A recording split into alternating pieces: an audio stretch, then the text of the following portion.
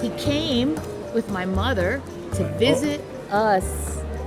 Came to Switzerland to visit us. This is my daughter Mary, and my son-in-law David Boller, who works in the comics and have their own titles and are very popular here in Switzerland and Germany.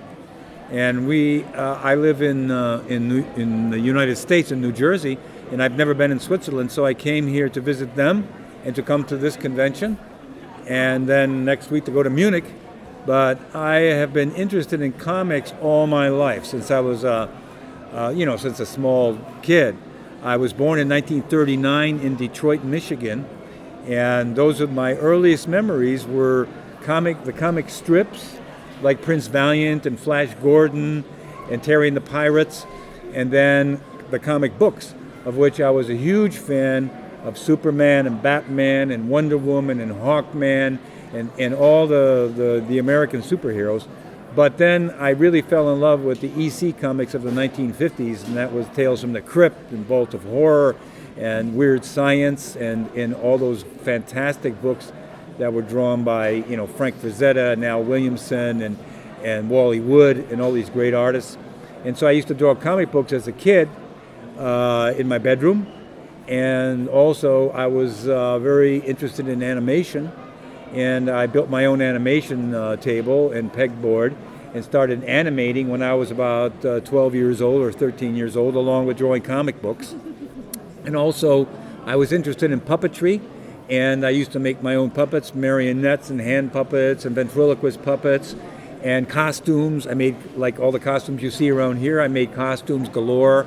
I made superhero costumes. I used to make a Superman costume, homemade, and get on my parents' roof. Fortunately, it was only a one-story roof house, but I'd get out through the attic and onto the roof and jump off to see if I could fly. Fortunately, I never broke a leg or anything. And I made Batman costumes, and I also would make dinosaur costumes. I'd go see a film like Lost Continent. It was one of the lower budget films in America in the 1940s. And I'd come home and build like a Tyrannosaurus Rex costume and get inside of it. And then I started painting, and I painted all kinds of pictures, and I kept drawing comic books.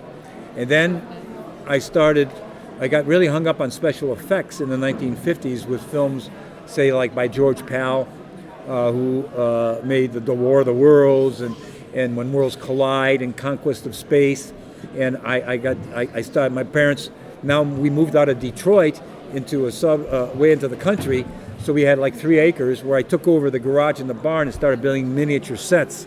I built a model set of a city street scene and had Martian machines coming down the street and blowing up the buildings, of which I was using powdered magnesium and powdered zinc and gunpowder. And so I got totally into pyrotechnics, but not only that, but the building of miniatures and the shooting of them in slow motion to see how much realism I could get. Then I got into animation professionally in Detroit. I worked for an industrial film producer in Detroit, Michigan, the Jam Handy organization, named after this man, Jameson Handy. And they made training films for the Air Force and the Navy. They made films for U.S. Steel and Chevrolet and General Motors. Well, I worked in their animation department, which was a fully equipped animation department with animators that had retired and moved from the West Coast, from Disney's and also from Max Fleischer's studio, who animated Popeye and Betty Boop. So I started studying and learning the whole business with these kinds of artists. And then I moved to New York City and started making documentary films.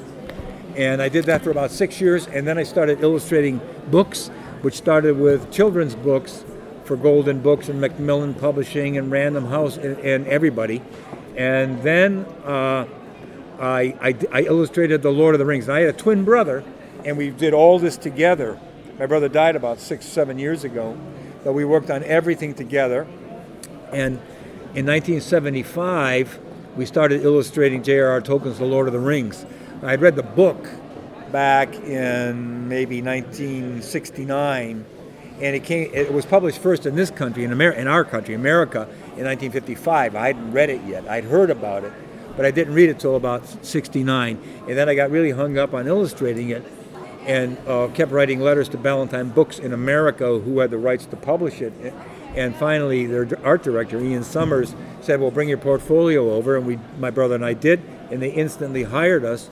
Judy Lynn and Lester Del Rey, who were great.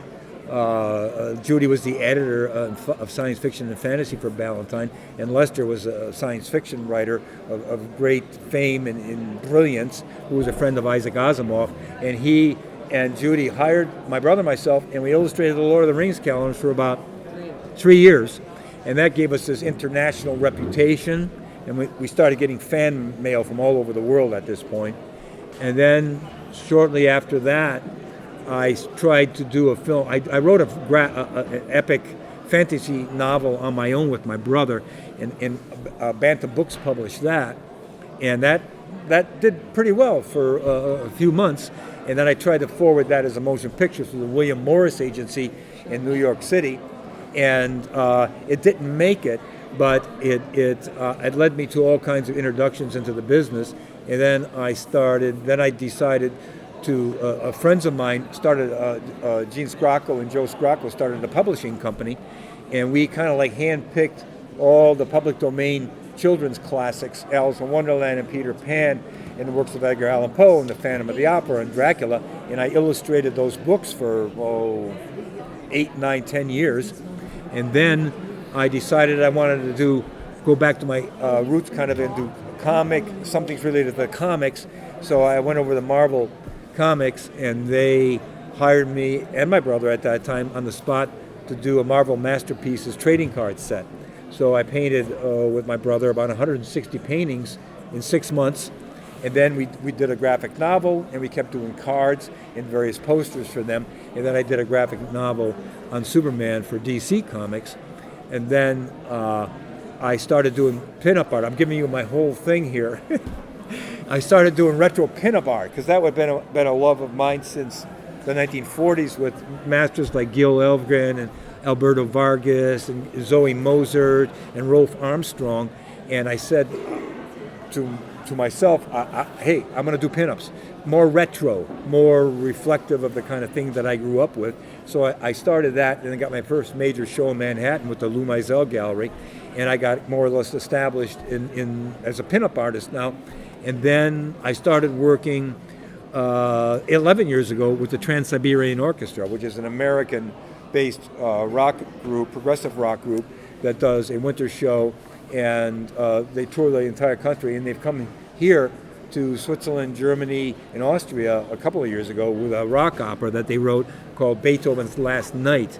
Well, I illustrated that, and they used my art in their LED screens in their show, which is filled with pyrotechnics and laser, and it's a real huge light show. And so I'm doing that now, and then, well, and again, like going backwards. So I did this. My son-in-law did this book of my pinup art, which is there's some color in it, but primarily it's my black and white renderings that I do of pinup art. And David Boller has published it here in Switzerland, and that's why I'm here with my son-in-law and my daughter to be here at this convention with my latest book. So that's where we're at right now.